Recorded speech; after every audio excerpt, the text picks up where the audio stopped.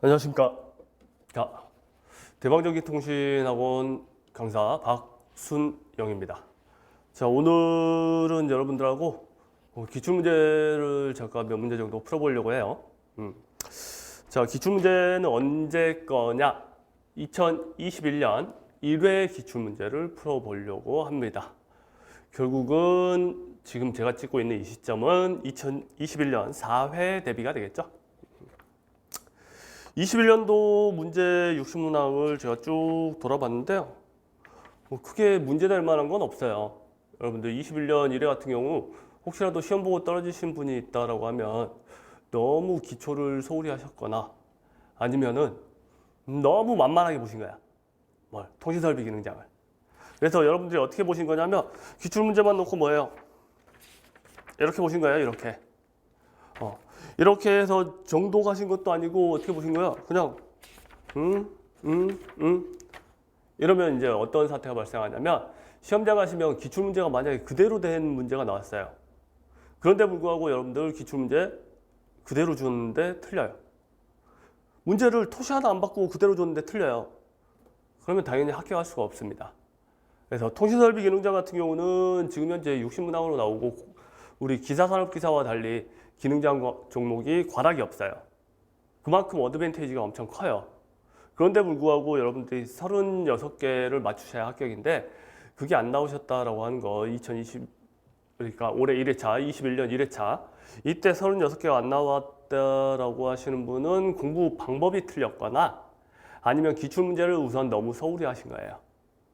그리고 만약에 여러분들한테 당부드리지만 내가 이번 회차에 꼭 합격해야 된다 라고 하시는 분들은 기초적인 걸 좀 공부를 하셔야 돼요.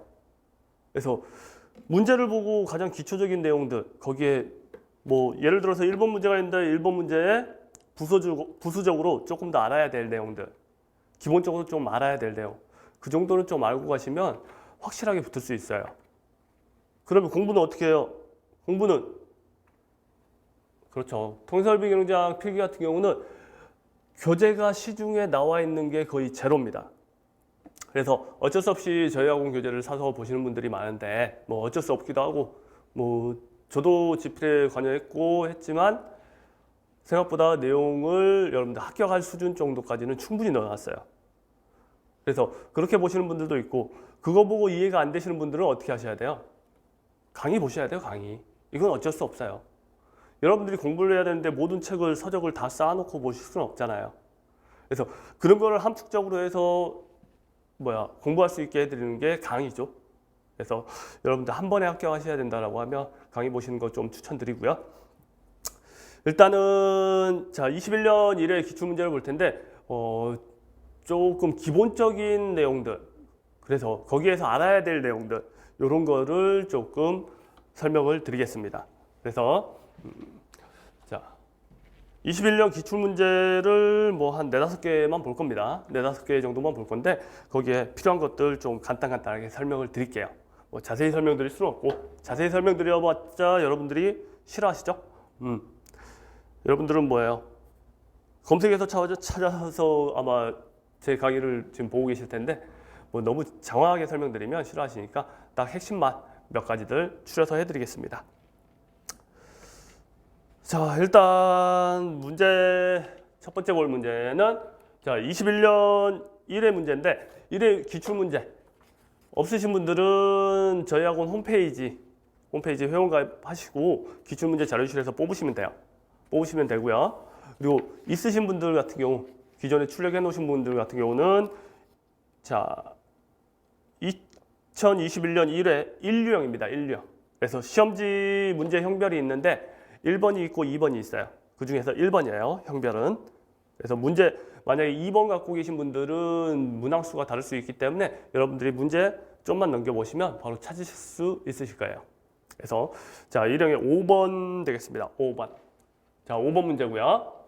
자 문제를 보게 되면 자 실제로 전송할 데이터가 있는 단말장치에만 타임슬롯을 할당함으로써 전송 효율을 높이는 특징을 갖는 방식이다라고 했죠. 그래서 이게 무슨 방식이냐라고 묻는 거죠. 그래서 이런 문제들 같은 경우는 기능장 문제치고는 좀 쉽게 나온 문제예요. 만약에 이 중에 하나를 주고 여기에 관련된 게 아닌 것은, 맞는 것은 이렇게 나오면 이제 문제 난이도는 올라가는 거죠. 그래서 기능장치고 아직까지 통신설비 기능장이 좀 쉽다는 게 이런 부분, 이런 문제가 생각보다 많다는 얘기예요. 그래서 우리 데이터 전송에 대한 얘기인데요. 전송에 대한 얘기인데, 자, 기본적으로 우리가 아셔야 될 것들, 자, 얘를 알기 전에 아셔야 될 것들은 우리가 FDM, TDM, 뭐 SDM, 뭐 이런 것들이 있는데, 자, 주로 얘 두 개는 무조건 알고 계셔야죠. FDM과 TDM. 그래서 주파수 분할 다중화, 시분할 다중화, 이 정도는 알고 계셔야 돼요. 그래서 자, 이 중에서 TDM 같은 경우는 우리 동기식이 있고요, 비동기식이 있습니다. 그래서 우리가 비동기식 TDM, 시분할 다중화, 얘를 우리가 다른 말로 이렇게 부르죠. 통계적 시분할 다중화기, 아니면 뭐 지능형 시분할 다중화기, 이렇게 부릅니다. 그래서 비동기식 TDM이라고 얘기하는 거를 우리는 다른 말로 통계적, 지능형, 이렇게 불러요. 그래서 얘들이 지능형이라는 얘기를 알고 있으면 똑똑하다는 얘기죠. 똑똑하다는 얘기예요. 그래서 우리가 타임슬롯을 할당한다라고 하면 당연히 TDM이에요.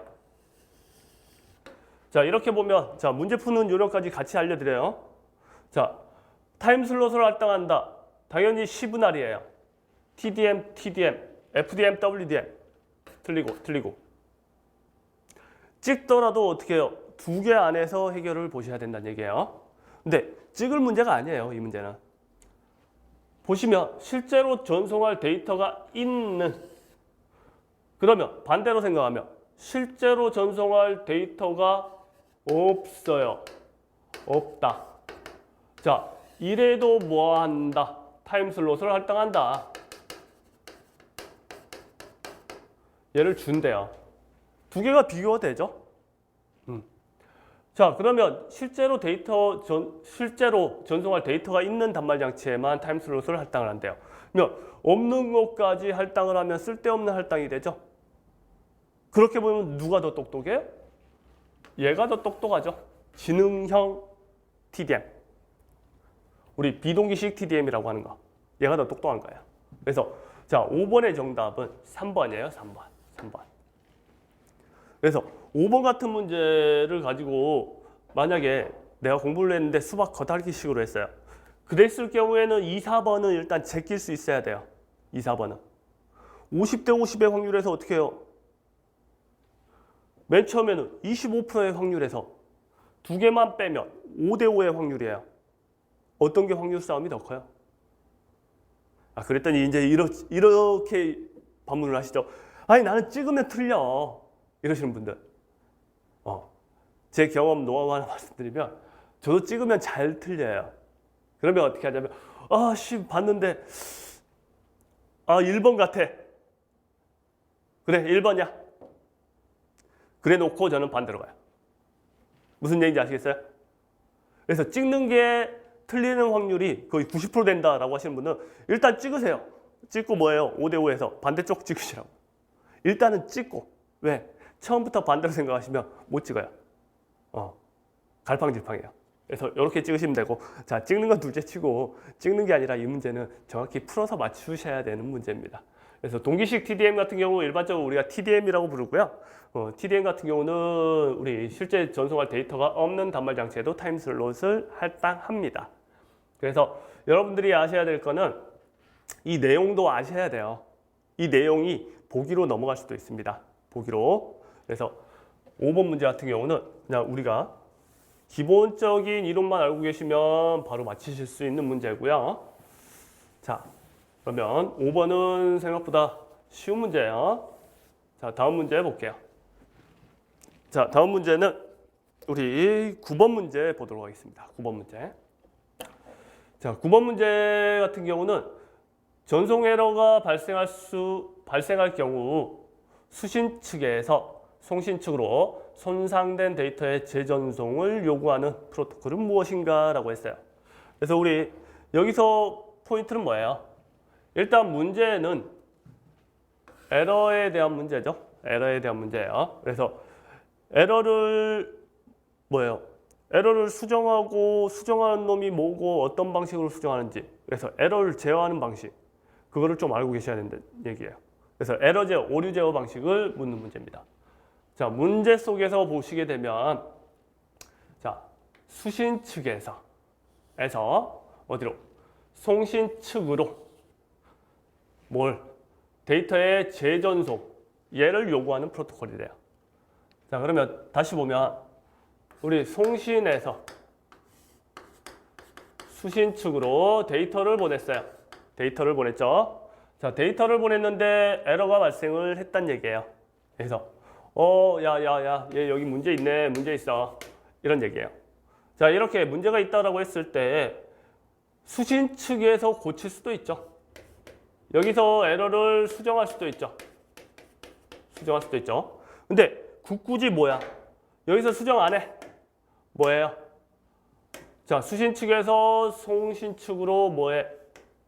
야, 다시 보내. 이 얘기죠. 맞죠? 수신 측에서 송신 측으로 손상된 데이터를 다시, 어떤 게 손상됐으니까 네가 다시 보내. 이 얘기예요. 이렇게 했을 때 송신 측은 어떻게 반응해요? 송신 측은 다시 데이터를 보내줍니다. 자, 이런 재전송을 요구하는 프로토콜이 무엇인가? 에러 제어 방식을 묻는 문제예요. 그래서 얘는 일단 답부터 말씀드리면 ARQ 방식입니다. ARQ 방식. 그래서 ARQ 방식이 우리 오토매틱이라고 해서 자동으로 리퀘스트 요구한다. 어떻게 해요? 다시 리피티션에서 다시 반복해라. 다시 보내라. 이 요구예요. 그래서 영어 철자를 아셔도 되고 아니면 ARQ 방식이라는 거를 알고 계셔야죠. ARQ. 그러면 에러 얘기가 나왔으니까 간단하게 말씀을 드릴게요. 간단하게 뭘 말씀드리냐면 에러 제어만 몇 가지만 살펴볼게요. 자, 에러 제어 방식에는 우리 FEC가 있고요. ARQ가 있어요. 그래서 얘는 전진 오류 제어 방식이고 얘는 후진 오류 제어 방식이라고 얘기를 합니다. 이외에 CRC가 있고요. 여기 나온 해밍 코드가 있습니다. 해밍 코드. 자, 이런 것들도 다 에러 제어하는 방식이에요. 자, 그 중에서 우리 문제에 제일 많이 나오는 거는 얘죠. ARQ 방식. 왜 그러냐? ARQ 방식이 종류가 되게 많아요. ARQ에서 보시면 스탑 앤 웨이트 ARQ 방식이 있고요. 자, 연속적 ARQ 방식이 있어요. 그리고 연속적 ARQ 방식에 또다시 쪼개지는 게 우리 고백앤 ARQ 방식이 있고요. 셀렉티브 리피트 ARQ 방식이 있어요. 그리고 또 하나 적응적 ARQ 방식이라고 있어요. 그래서 ARQ 방식이 이렇게 많이 갈라지다 보니까 ARQ 방식이 문제 내기 가장 좋죠. 그래서 ARQ 방식 정확히 알고 계셔야 돼요. 그래서 전체적인 대략적인 우리 문제에 잘 나오는 에러 제어 방식들 이렇게 있으니까 에러 제어 방식이 어떤 게 있다. 일단 기본적으로 이 정도는 아셔야 돼요. 그래서 이렇게 보시면 되고요. 그래서 9번 문제 같은 경우는 우리 에러 제어 방식의 가장 기초적인 걸 묻고 있는 거고요. 여러분들 ARQ 방식 정확히 알아두시기 바랍니다. 자, 다음 문제 함께 볼게요. 다음 문제 같은 경우는 29번 문제를 함께 볼게요. 자, 앞으로 29번 문제 같은 게 되게 많이 나올 거예요. 29번 문제가 어떤 문제인데요? IPv6에 대한 문제예요. 우리 지금 IPv4에서 6로 넘어가는 단계에 이제 들어와 있어요. 그러다 보니까 IPv4에 대한 문제도 나올 수 있고 6에 대한 문제도 나올 수 있고요. 두 가지를 비교해서 나올 수도 있습니다. 그래서 간단하게 말씀을 드릴게요. IPv4와 IPv6의 대표적인 것들을 간단하게 좀 알고 계셔야 돼요. IPv4 같은 경우는 우리 32비트로 이루어져 있고요. IPv6는 128비트로 이루어져 있죠. 그래서 우리 주소의 개수를 얘기를 할 때는 2의 32승계, 얘는 2의 128승계 이렇게 봐요. 그래서 2의 32승계를 여러분들 가지고 계신 공학용 계산기나 이런 게 있으면 쳐보세요. 얘는 답이 나올 거예요. 근데 2의 128승계는 답이 안 나와요. 그래서 우리가 일반적으로 2의 128승계를 어떻게 해요? 무한대다라고 봐요. 일반적으로 무한대다라고 봅니다. 자, 그러면 IPv4 같은 경우는 8비트씩 뭐예요? 4개 옥텟으로 나눠져 있어요. 8비트씩 4개 옥텟으로 나눠져 있습니다. 자, 무슨 얘기냐? 땡점 땡점 이런 식으로 가요. 결국 점 구분이에요. 점 구분이고요. 자, IPv6 같은 경우는 16비트로 이루어져 있고요. 16비트에 얘가 16비트씩 8개로 나눠져 있습니다. 자, 똑같이 옥텟이라고 쓸게요. 자, 그러면 얘는 어떻게 해요? 자, 콜론으로 이렇게 구분이 돼요. 콜론으로. 무슨 얘기인지 아시겠죠? 그래서 가장 기본적인 이 정도의 내용은 여러분들이 머릿속에 있어야 돼요. 여기에 이제 추가적으로 뭐 헤더부가 어떻다, 뭐가 어떻다, 클래스별 구분을 한다, 이런 것까지 다 알고 계시면 좋겠죠. 근데 얘가 가장 기초예요, 기초. 그러면 문제로 다시 돌아와서 IPv6에 대한 설명으로 맞지 않는 것은 이라고 했어요. 총 128비트로 구성된 주소 체계이다. 맞죠? 맞죠? 자, 좀 빠졌는데, 자, 얘가 빠졌죠? 2의 128승계만큼 주소 할당이 가능하다. 맞는 얘기예요. 맞는 얘기고요. 자, 각각 16비트씩 6자리로 되어 있다. 얘가 틀렸죠? 얘가. 자, 콜론으로 구분한다. 맞는 얘기죠. 그러면 자, 답은 나왔어요. 답은 3번이죠. 답 찾는 것도 한번 해볼까요? 여러분들. 여러분들이 모른다라고 해서 그냥 덮어버리시면 그냥 옛날 방식으로 연필 굴려 아니면 지우개 막 잘라서 굴려보셨죠? 그렇게 굴리시면 틀릴 확률이 어마어마하게 높습니다. 맞힐 수 있는 확률이 지금 4개 가지고 25%인데 절대 25%가 안 나오는 거 아시죠? 자, 그러면 우리 합리적으로 찍읍시다. 찍는 걸 봅시다. 자, 내가 IPv6에 대해서 몰라. 잘 몰라. 그러면 일단 쭉 보시면 기본적으로 이 정도는 아셔야죠. 128비트. 비트를 개수로 쪼개려면 2의 몇 승계 이런 식으로 나갑니다. 이진수기 때문에. 자, 그러면 여러분들이 보시면 128 나왔으면은 당연히 1, 2번은 답이 절대 체크가 들어가면 안 되겠죠? 3번 아니면 4번에 체크를 하셔야 돼요. 근데 얘는 딱 3번으로 뽑아낼 수가 있어요. 왜요? 16비트씩 몇 자리다라고 했잖아요. 자, 위에 거랑 반대되는 얘기예요. 128 나누기 16 하면요.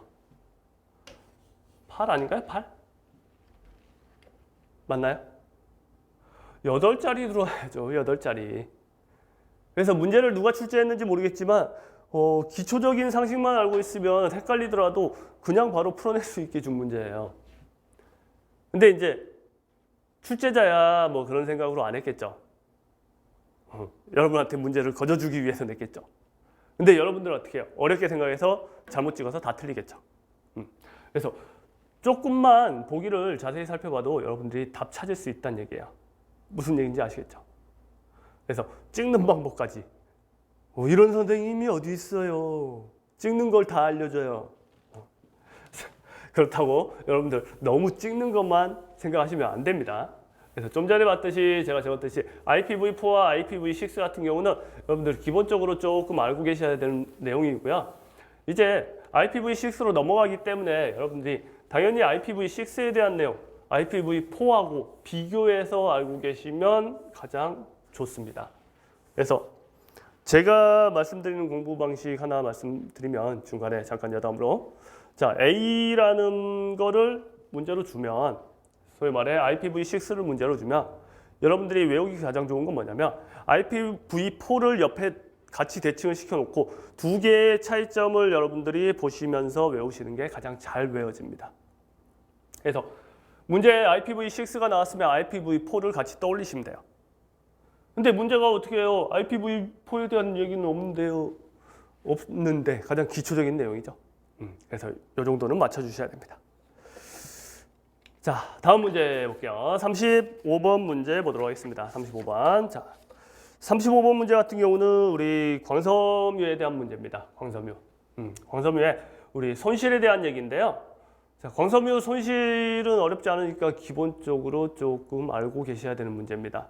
그래서 지금 제가 뽑아온 지금 뭐 여기까지 4문제인데 4문제들이 전부 다 틀리시면 안 되는 문제 중에 하나예요.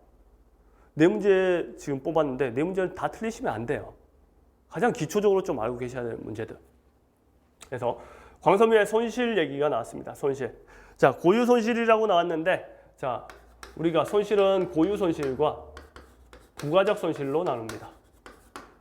자, 어렵게 생각하지 마시고, 자, 고유 손실이다 라고 하면 다시 생각해 보세요. 광섬유 하면 우리 어렵게 생각하지 말고 케이블 생각하시면 돼요. 광 케이블이에요. 자, 케이블의 고유 손실이다라고 하면 고유, 어쩔 수 없이 가지고 가는 손실 맞나요? 맞죠? 그래서 고유 손실이라고 하고요. 자, 얘를 다른 말로 재료 손실 뭐 이렇게 부르기도 해요. 또 다른 말로 내부. 그러면 부가적 손실이 당연히 외부 손실이겠죠. 이렇게 구분할 수 있어요. 그러면 광 케이블이 원래 가지고 가는 고유 손실이다라고 하면, 자, 흡수에 의한 손실과 우리 빛이기 때문에 산란에 의한 손실, 이 두 가지는 가지고 갑니다. 어쩔 수 없습니다. 광 케이블 자체가 우리 유리섬유로 되어 있기 때문에 이 안에서 우리가 기존 구리선처럼 전기를 통하는 게 아니라 어떻게 해요? 빛으로 우리가 반사시키면서 날아가요. 그렇게 데이터 전송을 하기 때문에 흡수와 산란에 의한 손실은 어쩔 수 없이 가져가고요.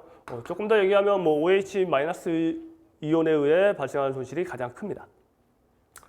부가적 손실이라고 하면 우리 외적인 손실들 이런 걸 얘기해요. 자, 외적으로 얘기하면 간단하게 생각해 보시면 뭐예요? 구부림. 굽혀지면 당연히 손실이 발생을 하겠죠.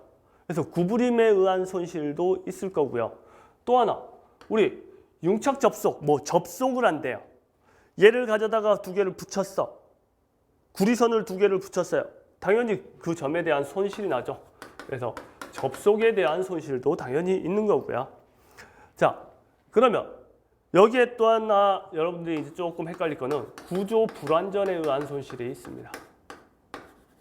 자, 얘는 고유 손실은 아니에요. 구조적으로 좀 불완전하대요.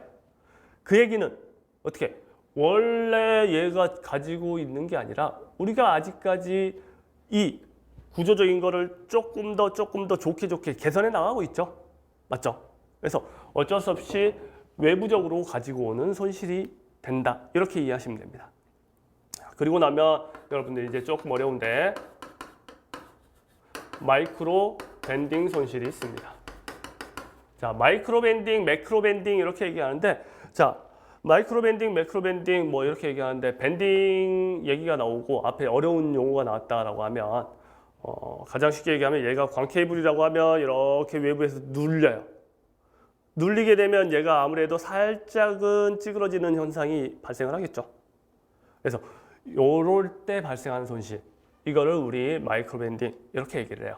그래서 찾아볼까요? 그러면 자, 고유 손실에 속하는 것은 이에요. 속하지 않는 게 아니라. 그러면 답은 나왔어요. 흡수 손실이죠. 흡수 손실이고요. 자, 굽힘 손실, 우리 구부림, 마이크로 구부림에 대한 얘기고요. 접속 손실 나왔고요. 결합 손실은 우리 접속했을 때 결합시킨다라고 하죠. 결국 3번, 4번의 의미가 약간 비슷해요.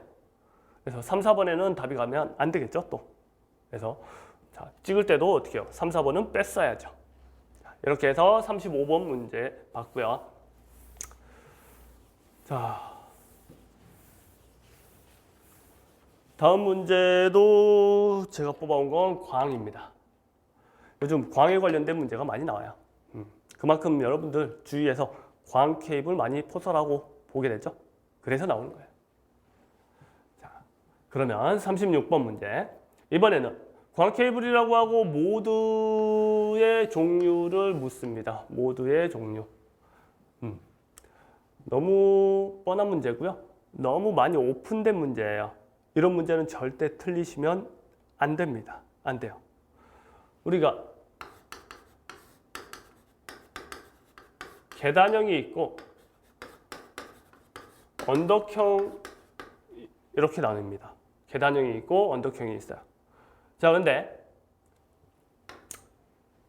제가 계단형을 먼저 부른 이유가 있겠죠. 얘는 단일 모드. 자, 다시 정리를 해드릴게요. 자, 이렇게 정리하시면 여러분들 어려우니까. 자, 단일 모드가 있고요.